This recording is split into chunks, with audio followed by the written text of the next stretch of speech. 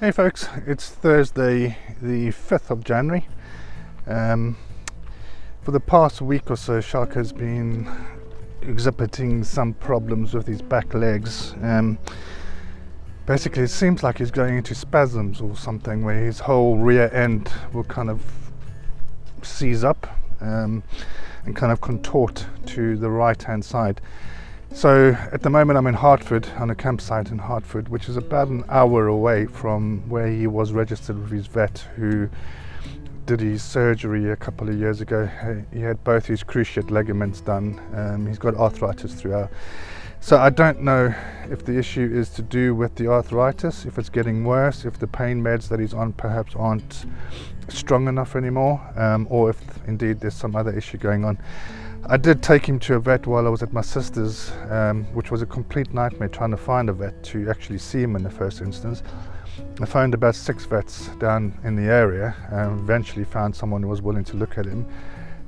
She had a look at him and believed it was a muscle issue, possibly kind of, just strained the muscle or something like that, and prescribed some additional painkillers for 5 days, which are now up. Those medicines are now complete, and there's no real improvement with Shaka. So I've decided today I'm going to run him over to the vet, because it's the closest I've been to his vet in the 17 months I've been on the road now. So yeah, that's the plan for today. Just get him checked out and see what is going on with the poor fella.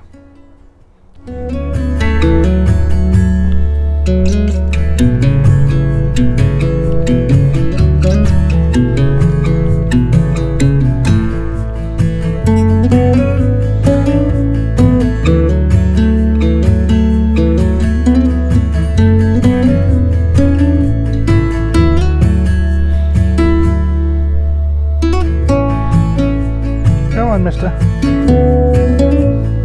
Go on.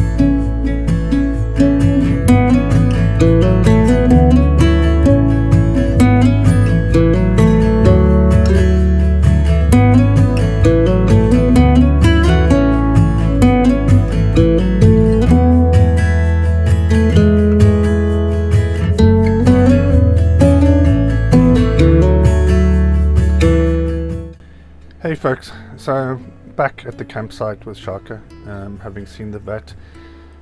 Like the previous vet that I took him to, this vet also wasn't sure exactly what the issue is. She also thinks that it's a muscle strain or pull or something like that, so she's given him some different painkillers, saying that the first lot of painkillers that the first vet gave weren't necessarily the best for inflammation and such. I think the first vet gave meds that were more painkillers rather than anti-inflammatories. So yeah, he's got another set of medications that I've got to give him for about a week, and the vet will give me a call on Tuesday to discuss his progress and see how he's getting along. So yeah, fingers crossed. He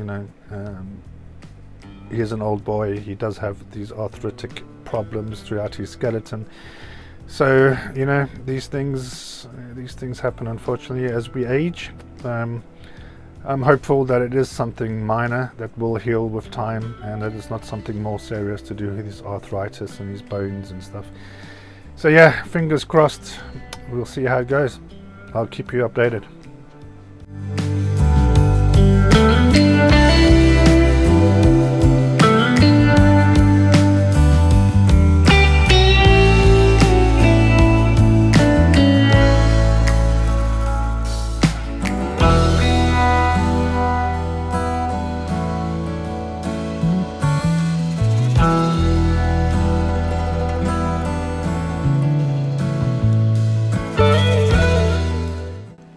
So it was at this point that I realized my power assisted bicycle had a malfunction. Basically the assistance would work for 10 to 15 seconds and then just completely power down or cut off. If I then pedaled in reverse for a while or just stop pedaling and then retry it, it would kick in again for another 10-15 seconds before once again powering down, which isn't a big problem when you're on flat or downhill roads, but when you're going uphill and it's a bit of a struggle, and the engine the motor cuts out, it's a bit of problematic. So yeah, I'm gonna have to get onto Amazon, as I bought it off Amazon, and it's come with a 2-year warranty, which it's still under warranty. So I'm gonna have to check that out and try and get this sorted out, because if I can get around on the bicycle nearby, then that's my preferred option for a bit of cardio workout.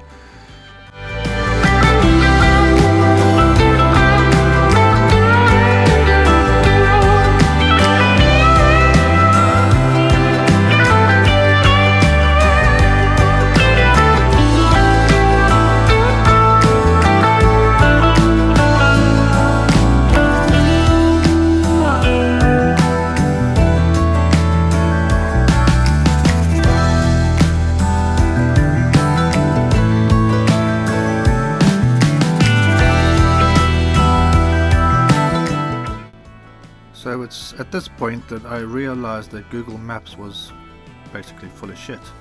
On Google Maps it says the castle's open to the public, yada yada yada. However, all that's really there is that building you've just seen, which is the gatehouse, which was built long after the castle. Some of the ruins that you can see here, castle walls, etc. But the gatehouse itself is actually used by the council. So it's offices, so you can't go in and just explore as Google Maps suggests you can. They do apparently have open days and things like that where you can go in and have a look around, and I believe there's a museum of some sort in there. But when I popped in, I spoke to one of the council workers, and I was informed that it's not open to the public on that day. So if you're looking to go in and have a look around the gatehouse, make sure you check out when the open days are actually on, because I was rather disappointed, to be honest. Not really much of the castle that remains, as you can see here. So yeah, one of the more disappointing castles. Sleeping like a child, so luminous and vibrant. I'm always in bloom for you, always in bloom, always in bloom for you.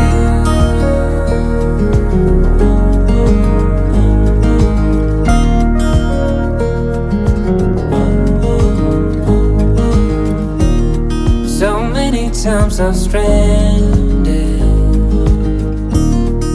a castaway on unknown shore. So I stayed on the Hertford site for 20 days. As you can see from my little ride around here on the bicycle, it was pretty empty, as you would expect for January. Weather was really rubbish. For about 15 of the 20 days I was there, it continued to rain pretty much, and it was really wet and muddy around the site. Unfortunately, for about 2 weeks of that 20 days, I also had what staff told me were travellers pitched next to me, who had a dog that they tied up to their caravan, and this dog yapped away all day, every day. Staff seemed very reluctant to go and have a word with them, so it was something I had to deal with. I mean, I had the option to move, but to be honest, I just couldn't be bothered with it.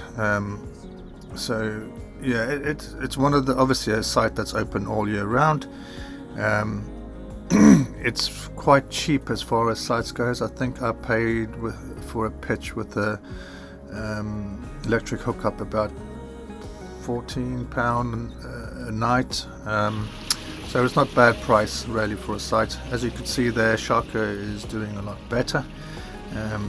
Pretty much back to his normal self. Obviously normal as far as his arthritis and stuff will allow him to be normal. So yeah, you can see the downpour of rain that we had for a lot of the time that I was in Hertford. Yeah, I can imagine it's quite a busy site in the summer. I was told by the staff that it is very frequently visited and used by the travelling community. So yeah, I mean playgrounds, etc. 2 facility blocks, and you know, pretty decent site with some woodlands and stuff like that. Always in bloom for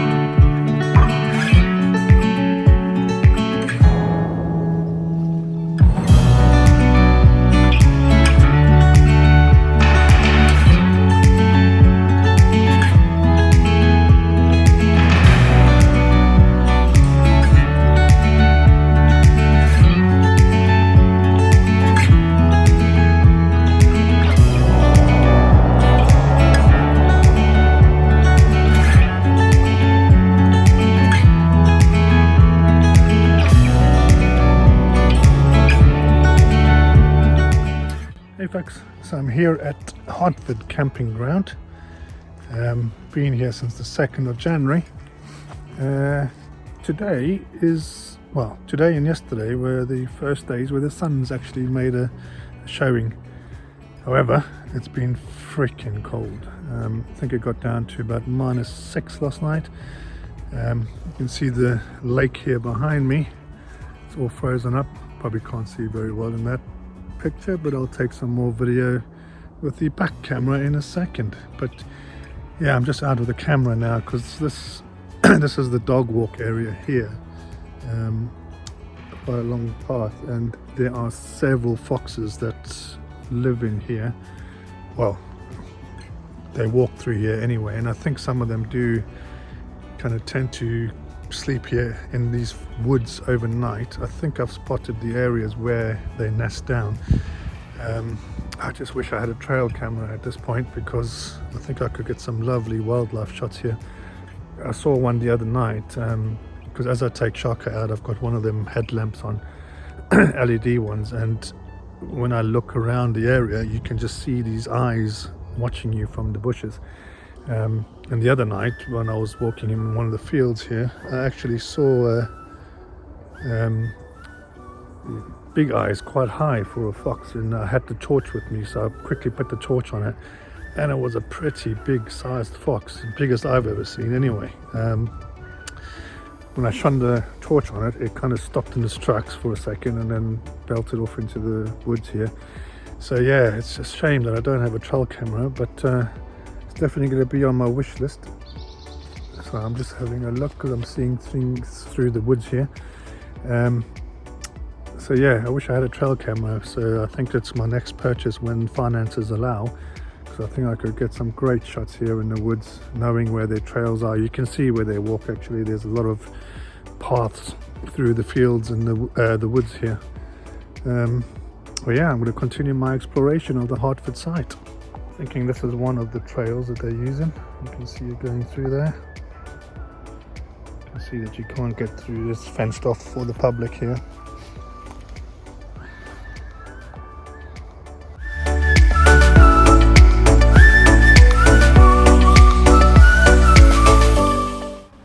Right folks, as always, be safe, be kind and be happy.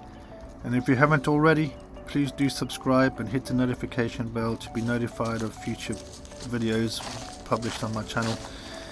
Alright, see you again soon. Cheers.